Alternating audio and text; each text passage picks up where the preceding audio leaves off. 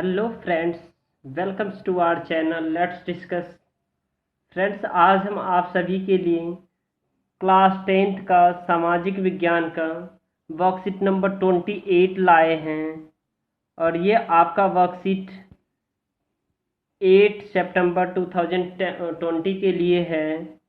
तो आइए दोस्तों, इसे एक एक करके पढ़ते हैं, समझते हैं, फिर डिस्कस करते हैं। और उसके बाद इसका सॉल्यूशन भी मैंने अटैच कर रखा है बेहतर तरीके से। तो आइए इसे एक एक करके समझते हैं। बहुराष्ट्रीय वैश्वीकरण और भारतीय अर्थव्यवस्था, यानी विदेशी व्यापार और बहुराष्ट्रीय कंपनी। पहले तो वैश्वीकरण होता क्या है दोस्तों, ये मैं आपको बताना चाहता हूँ। वैश्वीकरण अर्थात जैसे कि एक इंडिया है, एक मान लीजिए ये इंडिया है। इंडिया में कच्चा माल उपलब्ध होता है, ठीक है। तो इंडिया कच्चा माल उपलब्ध कराता है। अमेरिका जो क्या करेगा, इसमें टेक्नोलॉजी देगा। उसके बाद यहाँ पे जो है ना, इंग्लैंड क्या करे, इंग्लैंड में जाकर के ये सेल होगा। फिर क्या करेगा, चाइना इसके साथ क्या करेगा दोस्तों, इसमें जो है ना ले जाने के लिए साधन देगा। तो इस प्रकार से एक जो व्यापारी होता है, जैसे एक उद्योग को कई राष्ट्र अलग अलग देशों में ले जा करके हम करते हैं, ठीक है दोस्तों। तो वो क्या होता है, वो वैश्वीकरण होता है। वैश्वीकरण अर्थात अलग अलग देश अलग अलग तरीके से क्या करता है, कुछ ना कुछ एक दूसरे को हेल्प करता है।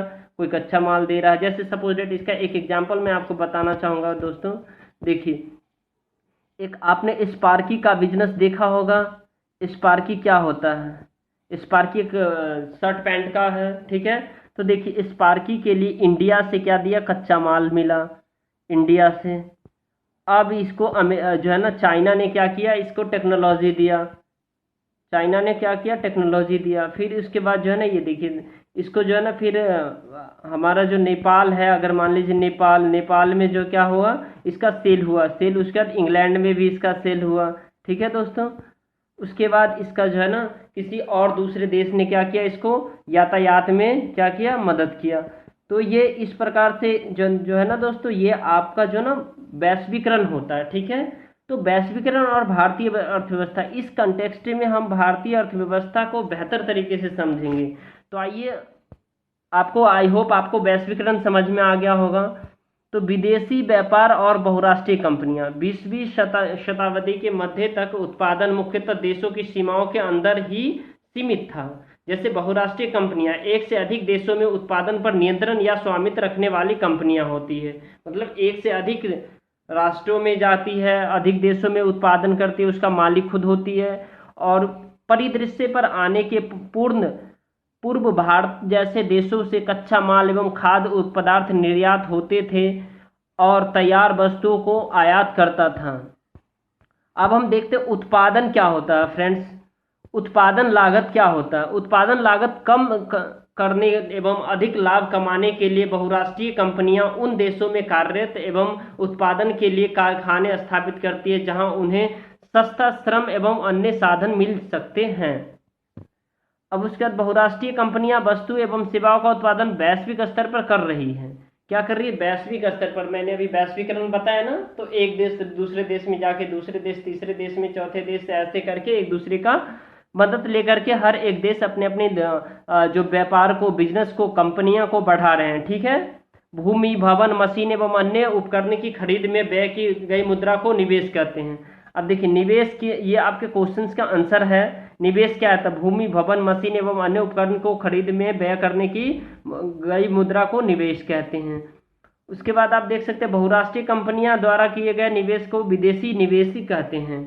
और स्थानीय कंपनियां के साथ साझेदारी द्वारा आपूर्ति के लिए स्थानीय कंपनी का इस्तेमाल करके और स्थानीय कंपनी से निकट प्रतिस्पर्धा करके अथवा उन्हें खरीद करके बहुराष्ट्रीय कंपनियां दूरस्थ स्थानों के उत्पादन तक अपना प्रभाव जमा पाती है।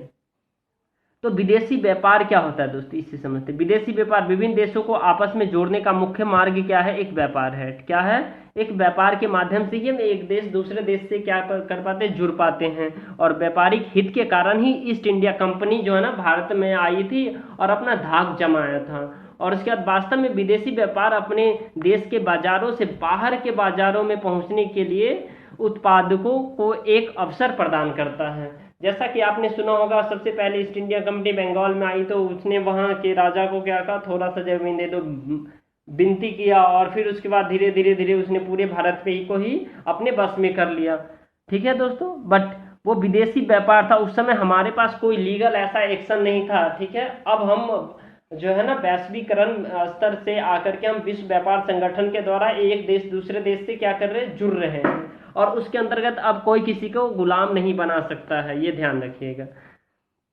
अब देखिए, इंडिया कंपनी भारत की ओर आकर्षित हुई, और अब देखिए, विदेशी व्यापार विभिन्न देशों के बाजार को जोड़ने का एकीकरण में सहायक होता है। मतलब विदेशी व्यापार जो ना अलग अलग देश में जो व्यापार होते हैं, जैसे लंदन का हो गया, भारत का मुंबई हो गया, ठीक है, उसके बाद जो है ना पेरिस हो गया, ठीक है, चाइना का बीजिंग शहर हो गया, ये सब एक दूसरे से जुड़ते हैं। ठीक है दोस्तों, अब ये केस स्टडी है, इसे बेहतर तरीके से स्टडी करते हैं, और केस स्टडी आपके को जो है ना हायर एजुकेशन में जब आप जो है ना जब कम्पिटिटिव लेवल का तैयारी करेंगे, जिसमें आपको जो है ना जॉब की चाहिए, उस समय पूछे जाएंगे, तो ये केस स्टडी अभी के लिए भी इम्पोर्टेंट है और बाद के लिए भी इम्पोर्टेंट है। तो होंडा कंपनी ने 19 जनवरी 1984 में गुड़गांव हरियाणा में हीरो समूह के संस्थापक बृजमोहन लाल मुंजाल के साथ मिलकर हीरो होंडा कंपनी की स्थापना की थी, और 200.5 बिलियन अमेरिकन डॉलर का निवेश कर इस कंपनी की शुरुआत की थी, और 2010 में कंपनी ने करीब 45 लाख दोपहिया वाहन भारत में बेचे, जो भारत के तेजी से बढ़ते हुए बाजार का करीब 48% था, और 2014 में होंडा ने अपने शेयर हीरो होंडा को बेच दिया। अब देखिए, इसके क्वेश्चन से इस सभी क्वेश्चंस को एक एक करके डिस्कस करते हैं, बेहतर तरीके से मैंने आपको सॉल्यूशन प्रोवाइड किया। आई होप दोस्तों आपको ये पसंद आया होगा, पसंद आएगा तो लाइक कीजिएगा, शेयर कीजिएगा, सब्सक्राइब कीजिएगा। तो आइए, अतीत में देशों को जोड़ने का मुख्य माध्यम क्या था? अतीत में देशों को जोड़ने का मुख्य माध्यम सिर्फ विदेशी व्यापार था। ओके फ्रेंड्स, अब क्वेश्चन नंबर 2 है, विदेशी व्यापार और विदेशी निवेश में क्या अंतर है? तो विदेशी व्यापार और विदेशी निवेश में निम्नलिखित अंतर है, जैसे कि आप देखिए, विदेशी व्यापार दो से अधिक देशों के बीच में होता है। इसके अंतर्गत वस्तुओं का निर्यात किया जाता है, और जिस वस्तु का भी कमी होता है उसका आयात किया जाता है। जबकि विदेशी निवेश जो है ना दोस्तों, विदेशी निवेश भूमि, भवन, मशीन, उपकरण इत्यादि को खरीदने के लिए जो खर्च होता है वह निवेश कहलाता है, और जब यह निवेश बहुराष्ट्रीय कंपनियां द्वारा किया जाता है तो उसे विदेशी निवेश कहते हैं। ओके फ्रेंड्स, समझ में आया होगा। क्वेश्चन नंबर 3 है, बहुराष्ट्रीय कंपनी से क्या अभिप्राय है? भारत में कार्यरत किन्हीं 2 बहुराष्ट्रीय कंपनी के नाम लिखिए, और यह कंपनी किन वस्तुओं का उत्पादन करती है? बहुत ही इंटरेस्टिंग वे में मैंने इसे लिखा है इसका आंसर। देखिए दोस्तों, बहुराष्ट्रीय कंपनियां का मतलब वह कंपनियां जो एक से अधिक देशों में व्यापार व उत्पादन करती है। तो भारत में बहुत सारी कंपनियां है, जैसे कि होंडा कंपनी है, ठीक है, हीरो होंडा, अभी आपने केस स्टडी में इसे पढ़ा है। उसके बाद देखिए, दूसरा है दोस्तों, इसके बाद नेस्ले आपने नेस्ले का टॉफी वगैरह खाते होंगे, एक बहुराष्ट्रीय कंपनी है जो डिब्बाबंद खाद्य उत्पादों का उत्पादन करती है, और यह स्विट्जरलैंड के बेबे शहर में है। बताइए, स्विट्जरलैंड का कंपनी नेस्ले हमारे यहाँ क्या करते हैं? टॉफी उत्पादन करती है। टॉफी बहुत सारे ऐसे नेस्ले का आता है जो आप जानते हैं। अब उसके बाद वोडाफोन कंपनी, ये तो और सुनकर के आपको लगेगा ये वोडाफोन ऐसा था। वोडाफोन एक अंग्रेजी दूरसंचार कंपनी है, मतलब इंग्लैंड का है, ध्यान रखिएगा, जिसने हमें गुलाम बनाया था। कंपनी है जिसका मुख्यालय लंदन और इंग्लैंड में है। देखिए दोस्तों, है ना रोचक।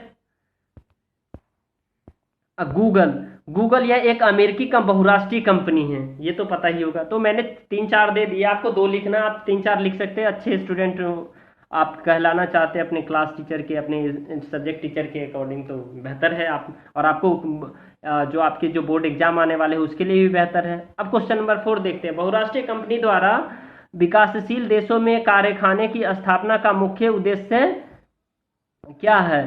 तो दोस्तों, बहुराष्ट्रीय कंपनी प्रमुख उद्देश्य वह लाभ कमाना है, इसीलिए कि इन देशों में सस्ता श्रम, कच्चा माल और बाजार तीनों सुविधाएं उपलब्ध होती है, और तथा उत्पादन की लागत कम रहती है, जिसका कारण बहुराष्ट्रीय कंपनी लाभ और व्यापार कर पाती है, और इससे वो अधिक से अधिक लाभ कमाती है। तो दोस्तों वीडियो पसंद आए तो लाइक कीजिएगा, शेयर कीजिएगा और सब्सक्राइब कीजिएगा। और आप बताइए कैसा लगा वीडियो। आई होप आपको समझ में आया होगा। Thank you for watching this video. Have a nice.